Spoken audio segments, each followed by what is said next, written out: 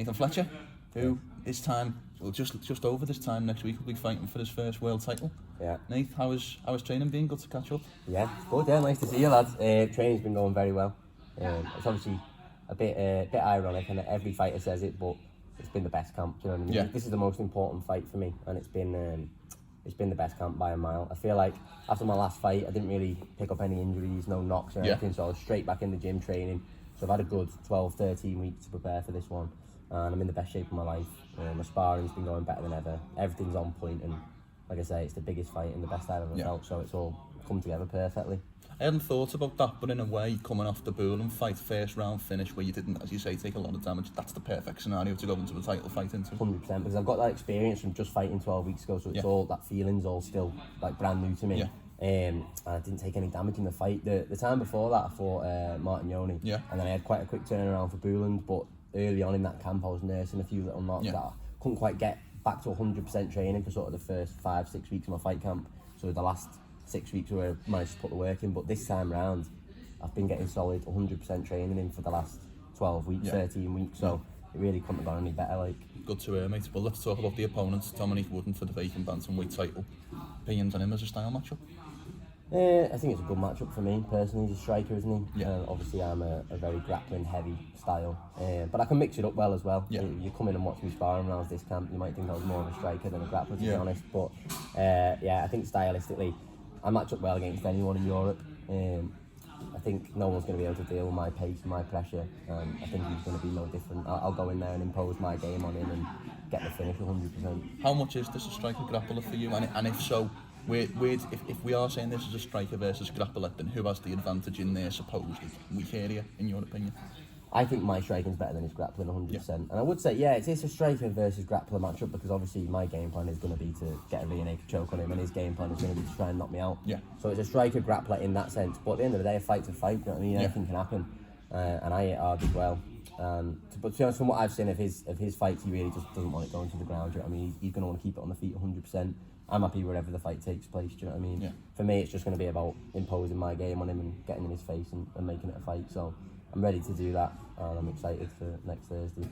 Quite converse records when you think about it. You're obviously 6-0, Wooden 7-4, so nearly a loss to every 2 wins. So there's a lot of tape there, a lot of stuff that presumably you can look at and obviously, as you say, imposing to your tactics. Yeah, definitely. We've got a full breakdown of him. So Carl, one of the lads at the gym, he breaks down all our fights, whether it's my Cage Warriors fights or Paddy's UFC fight or Molly's opponent or whatever.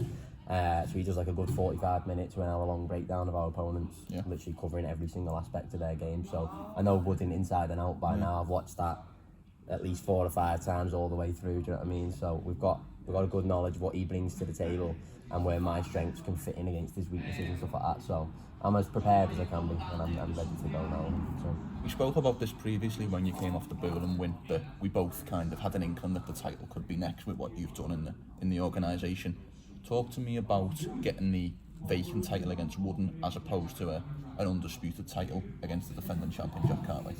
Yeah, I mean, it's going to be undisputed when I win it on Thursday night, 100%. But like, I'm not too fussed on the opponent. For me, the goal in my career has always been Cage Warriors gold. Do you know what I mean? Since I started amateur and I come to this gym, the lads were fighting for Cage Warriors world titles then, and I've seen that, and my career's followed in their footsteps.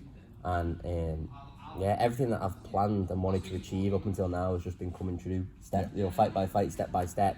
And to be honest with you, if you'd have said this to me 2 years ago when I turned pro, that I'd already be fighting for the Cage Warriors title, I'd be a bit shocked by it, do you know what I mean? But now it just feels so right.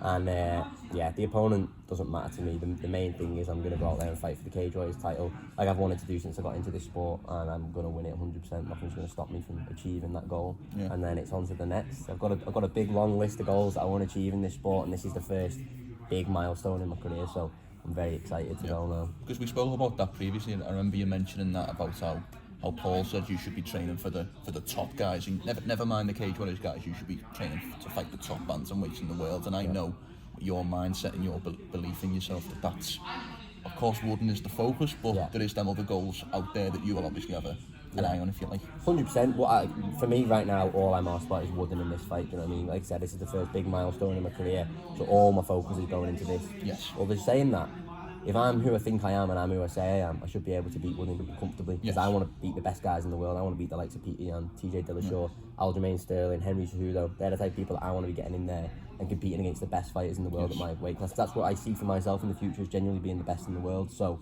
if I'm who I say I am, then my mindset going in is I should 100% walk through Wood and get another finish, and that's what I'm planning on doing. I remember once again when we spoke, and I don't want to labour about our previous conversation, but I think now we're talking about the title fight, some of the things that we talk about applied. And I remember characterising you as almost the bridge between some of the champions, some of the UFC guys, and some of the early pros who were beginning their career. Yeah. But next Thursday you've got your chance at the world title, so do you feel like you progress into one of the older heads in the gym, if you like?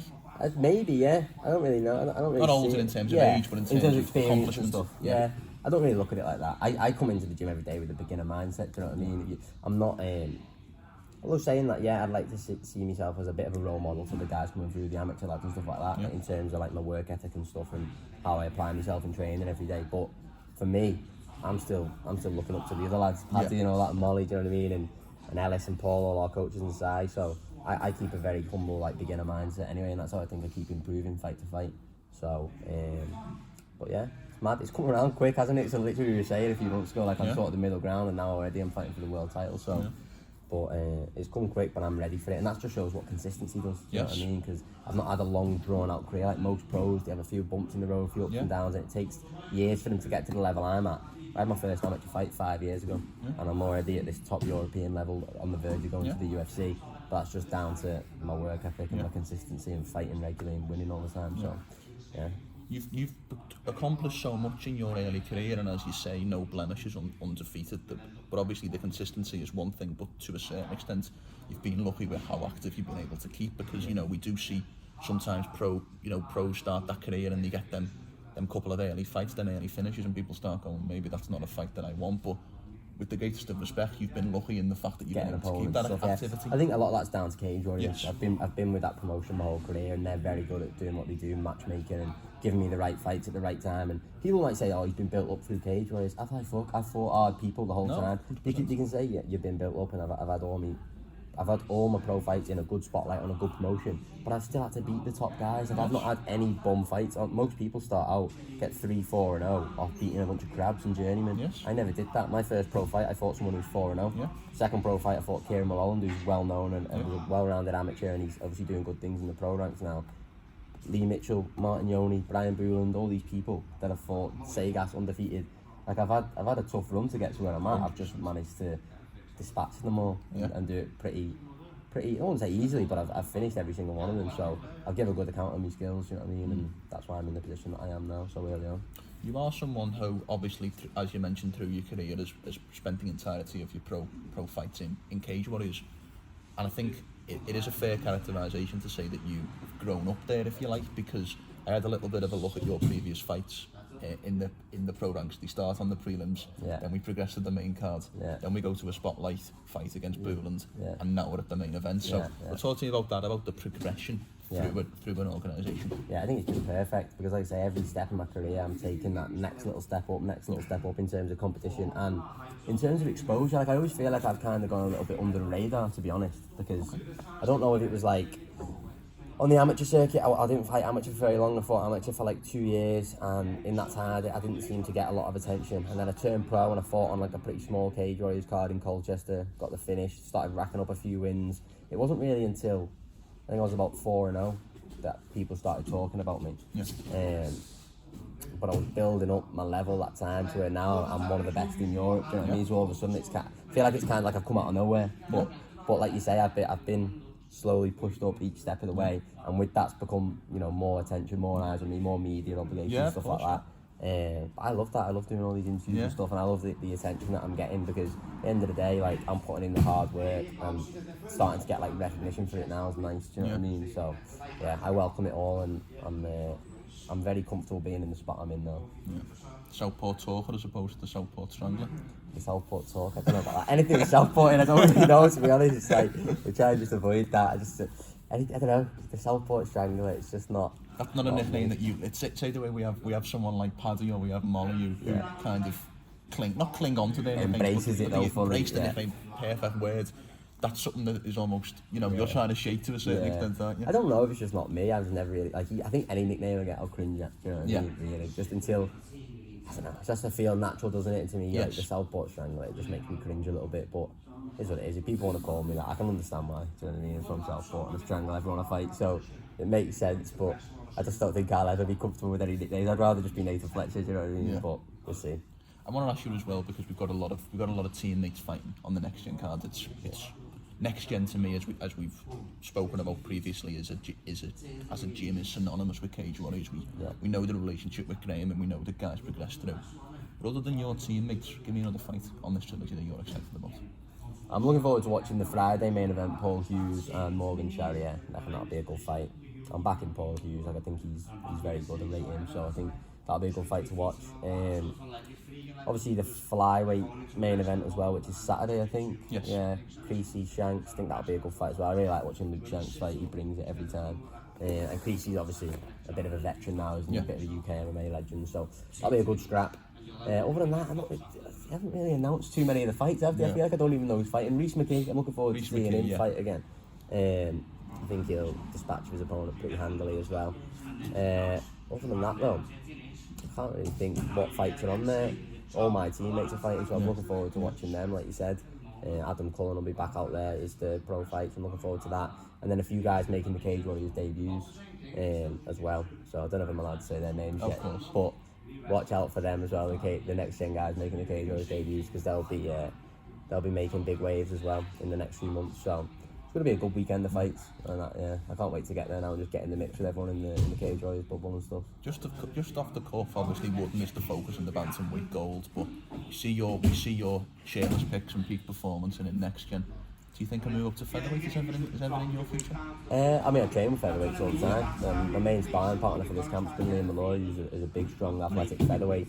I feel like I could handle myself at 66, but I don't know, I make 61 comfortably for now. So maybe when I'm like 30, I'll move up to 66. I mean, and I don't want to cut weight anymore and stuff like that. But right now, I make bantamweight easily, so I'll stay there for the foreseeable. If all goes well next Thursday, where do you see an ideal next step? Do you want to defend this belt? This is obviously in an ideal world. Things don't happen ideally, but is it a defense of the title? Is it a contender series fight? Is it a straight to the UFC? Where do you want to position yourself after this fight in an ideal scenario? Well, I don't think I want to go and contend this series, just because winning the Cage Warriors belt is pretty much a guaranteed halfway to the UFC, so I wouldn't want to vacate that to then go on the contender series. I feel like once I've won this belt, I'm going to be on the UFC's radar, and if I've got to have one or two more fights, that's just more experience for me, so I'm happy to do that. Like I said before, I'm really not looking past Thursday night. Like, this is the main thing for me. This is all that matters in my life right now, is winning this belt. It's 100% focused, tunnel vision on that. But saying that, I think it would be nice to defend it and have a Cage Warriors show back in Liverpool. Do you know what I mean? Kind of be able to sell hundreds of tickets, get all my friends and family there, and it'd be a nice sort of send off before I go to the UFC. So in an ideal world, that'd be what's next for me, win this belt, and then when they start doing shows more frequently again in the different regions rather than just all the trilogies in London, get a Cage Warriors back in Liverpool or Manchester, something like that, close to home, and then sell it out and be the main event there. That would build me as well. Because you have progressed a lot through the pandemic in a way that I think Cage Warriors have done a good job of re-establishing themselves through the COVID pandemic, but you have been someone who has progressed from, you know, a pro starting themselves out in the career with a couple of fights to right now fighting for the world title. That I think you've been in to be honest, a quite fortunate position, haven't you? Because, you know, inactivity has been something that has plagued MMA. Yeah, definitely, especially like say over the pandemic, and it's hard enough for people to get fights as it is anyway, never mind with the pandemic on. But Cage Warriors have done a boss job. They've been putting on regular shows. They've been spreading it out nicely to where you can compete on every single one of them. It's not like they've done a show and then 2 weeks later another show and then they haven't done them for 6 months. They've been spread out over the year, so almost quarterly. So I've had a nice idea in my head of when I'm going to be fighting. So Cage Warriors have done a boss job at that. I'm very fortunate to be in the position I'm in, and it's just about taking those opportunities. Like, I've stayed ready over the pandemic. I was training, I was staying fit. Even when the first lockdown happened and we couldn't even get in the gym, I was lifting weights in mine, going for runs every day, you know, being on the assault bike, doing CrossFit workouts in mine, and staying in boss shape. So then when it did come to September and the first Cage Warriors had the trilogy, I was ready to fight then. Obviously I couldn't fight, I ended up getting COVID for that one, but I was ready to go. and then every other one since I've turned up ready to fight on. So I've taken full advantage of those opportunities that I've been given. Well, opportunities are words you've mentioned a couple of times there, and I think it's a good place for us to finish this conversation, because this is a massive opportunity next Thursday. And I want a prediction from you, Nathan. What happens when you're locked in there with Dominique Wooding? 100%. I'm going to finish him and get the belt. I'm going to go 7-0, 7 finishes. It's going to look very similar to my last few fights. It's going to be me imposing my will on him. Yeah, it's going to go all my way. And even if it doesn't, I'm ready for it to go a bit his way, and I'll fight back and make it go back my way. So whatever happens, I'm coming out with that belt wrapped around my waist. Superb, mate. Well, I can't wait to see you back in action. Very much thank you for your time catching up today. It's right, nice to see you again, mate. Yeah, Thank you.